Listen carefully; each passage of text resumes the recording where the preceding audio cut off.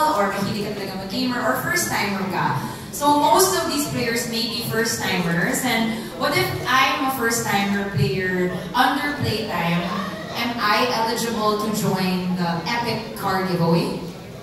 Yes, of course, you're eligible. All you have to do is, katulad na sinabi nga kanina, follow our Facebook account at PlaytimePH, get the user ID, deposit kahit 1 peso or 2 peso, and play kahit like me. I usually play in tag 50 centavos lang na laro. And that's it. You follow and then you're eligible to win a Toyota car already. There you have it.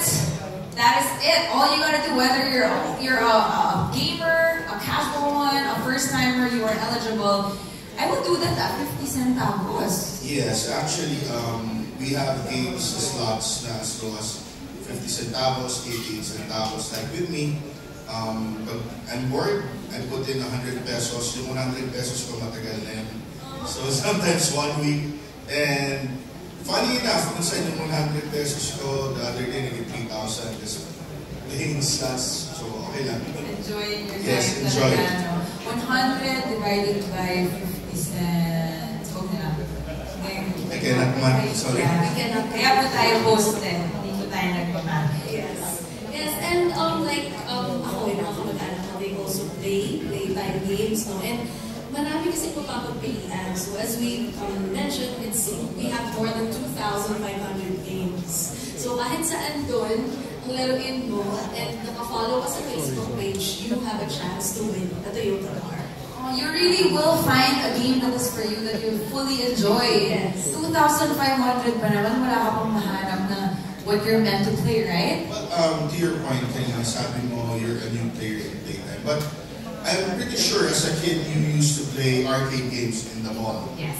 Alright. I used to win them. Yes, and you win them. But what's nice about Playtime is yung mga popular games, doon sa arcade, we have a digital version of them. So, kaya nga marami na rin naglalaro sa amin. If you're familiar first yung tumitira ng isda, yung fishing game in the arcades. Yes! We actually have a digital version of that one. Even dun sa may waterfalls na coin, you'll drop a coin, tapos matatapos yung mga coins. We also have a digital version of that one. And syempre, a lot of us, we love playing cards. We actually have this new game. It's a real-time game. It's Tongs.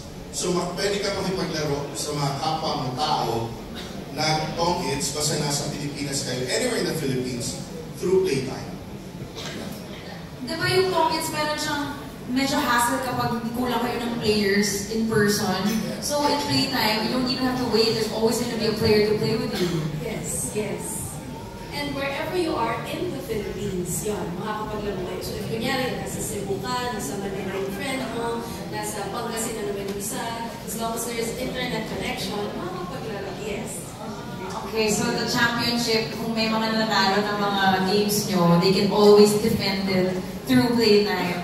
Yeah, and definitely, I'm pretty sure back in college, you have like buddies that you play with all the time.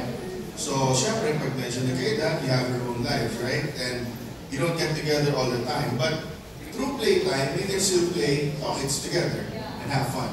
I love that. It's like bringing back old traditions. Kasama ng mga friends mo wherever you are in the Philippines, or as long as you have that app. I love it! Okay, we're excited to know more about Playtime and all those games. But now the floor is open for your questions. So if anybody has any questions, okay, there we go.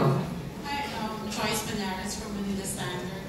So I'm just wondering, who's eligible to play? Because you mentioned you have to be here, so OFWs cannot. How about relatives or employees of Playtime themselves? Sino yung pwedeng mag-avail of this promo? Definitely, if you want to play Playtime, you have to be first 21 years old and above. Very important. And number two, you can only access Playtime inside Philippine territory. So dapat nasa Pilipinas kayo.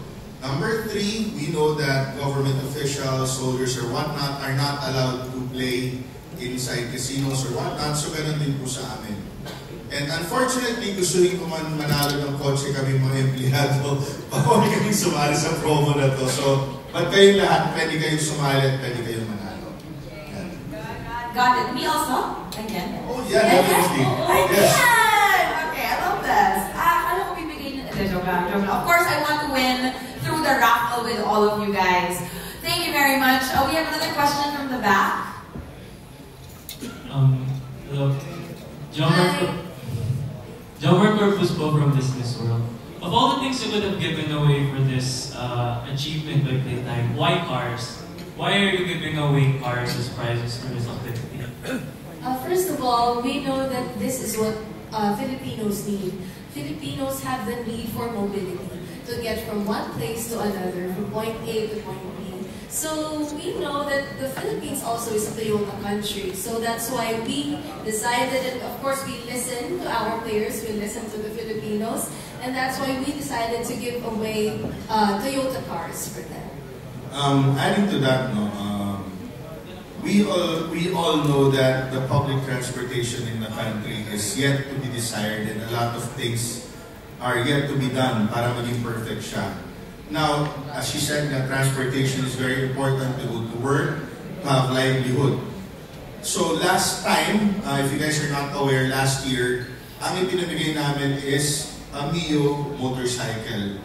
5 piraso lang siya, pero sobrang daming sumali. May mga nanalo galing probinsya.